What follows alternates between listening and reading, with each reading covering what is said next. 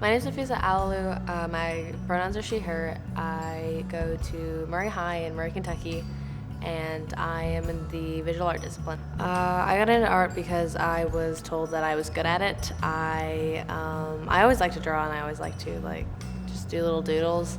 And someone, like my parents, my family, they're like, "You're really good at this. You should pursue this." My favorite medium used to be just graphite, pencil sketches. But honestly, now it's very textile driven, making clothes and fabrics and stuff like that. My favorite piece of art has been honestly my oil painting. So the first time I did oil, I haven't done oil paintings before this, and the first time I did it, I hated it. I hated it so much. But now that I've been working on my painting and it's going really well, I love it so much, and that's my favorite right now. My favorite time of day to create is 3 in the morning. So, super late. I'll take a nap and I'll wake up and I'll be like, you know what? It's 2 a.m. I want to make something. What motivates me to create my art is, honestly, I am very affirmation driven. I like it when people tell me that I did a good job, and I like being told that what I made was good. And another thing that drives me is just trying to make a career out of it, trying to make a living, and trying to make it my life. So in ceramics, we are doing tiles because we're going to make this big quilt out of tiles.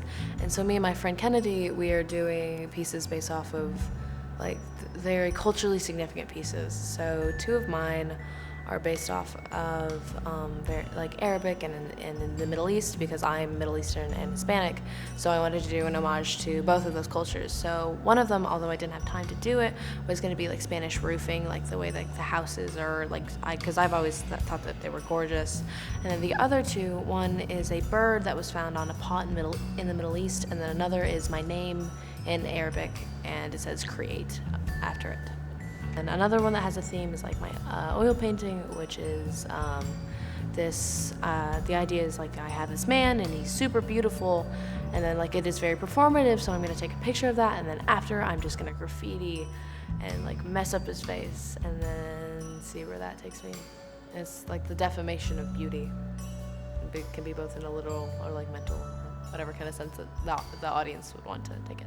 GSA has benefited me by introducing me to new mediums that I otherwise probably would have never tried, new techniques, especially in sculpture and in printmaking. I have done those mediums before, but I have never done it in the way that I've been taught here. I have made really close, really fast friends in the time that I've been here. I love them. I love hanging around them. I love just goofing around, sitting at lunch, and making art with them and collabing and stuff like that.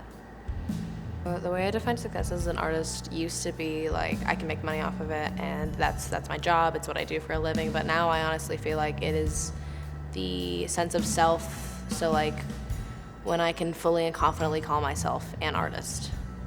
At GSA, I have felt a roller coaster of emotions. Coming here, I was super pumped. All of that hard work had come into fruition, and then honestly, it got really hard. I was stressing every night. I was staying up until 4 doing homework, and my imposter syndrome was just through the roof. For a lot of my drawing classes, because I've come from being really good at my school to being in this group of amazing artists and just feeling oh, I'm not as great as I thought I was. And then slowly and surely I've been more of okay, well, I'm at a different stage. I'm going at the pace that I'm going, and I feel more comfortable with that. And it hasn't been as hard recently, and it's really nice to be able to watch myself feel better about my time at GSA.